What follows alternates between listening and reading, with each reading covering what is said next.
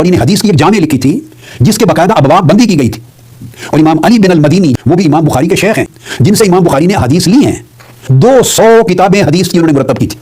یہ سارا ذخیرہ حدیث نبوی کا محفوظ تھا. امام ابو طالب المکی نے قوت القلوب کے ایک باب کے اندر یہ بیان کیا ہے کہ وہ ہستیاں جنہوں نے حدیث پاک میں اسلام کے ابتدائی زمانے میں کتب مرتب کی, مدون کی, جو مصنف ہوئے آثار کے حدیث کے, ان کو سٹی وائز لکھا ہے. ان میں امام ابن جریج کہتے ہیں حدیث کو مرتب کر کے پوری کتاب انہوں نے تصنیف کی جس کو انہوں نے امام مجاہد اور عطا اور عبداللہ ابن عباس کے شاگردوں سے لیا تھا. وہ مصنف ہوئے سب سے پہلے مکہ معظمہ میں. پھر کہتے ہیں یمن میں سب سے پہلے مصنف جنہوں نے عظیم الشان ذخیرہ حدیث مرتب کی اور کتاب کی وہ امام معمر بن راشد الصنعانی ہیں. تو ان کی کتاب تھی یمن میں جنہوں نے سنن نبوی اور حدیث نبوی کو ابواب بندی کے ساتھ مرتب کیا تھا.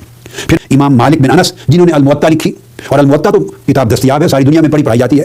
اور الموطا جو ہے وہ امام بخاری کے پردادا استاد ہو جاتے ہیں مدینہ طیبہ میں, یعنی ان کے اساتذہ کے استاد ہیں. اتنے قدیم وقت سے حدیث کی کتابیں موجود تھیں, مرتب تھیں, مدون تھیں, اور آج دنیا کے پاس موجود ہیں. اسی طرح امام ابن عیینہ نے الجوامع کتاب لکھی, سنن اور حدیث نبوی میں اس کی ابواب بندی کی تھی.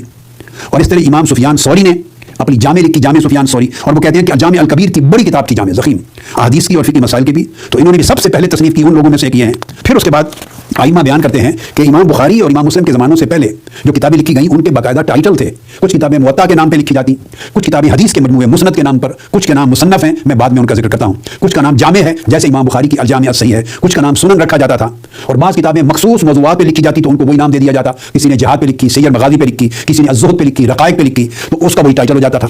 تو یہ وہ کتابیں تھیں جو خود امام بخاری کے پیدائش سے پہلے اور آپ کے زمانہ سے پہلے یہ کثرت کے ساتھ لکھی گئی, اور اسلامی دنیا کے ہر ملک میں ائمہ محدثین کے ہاں ان کے ذخائر موجود تھے.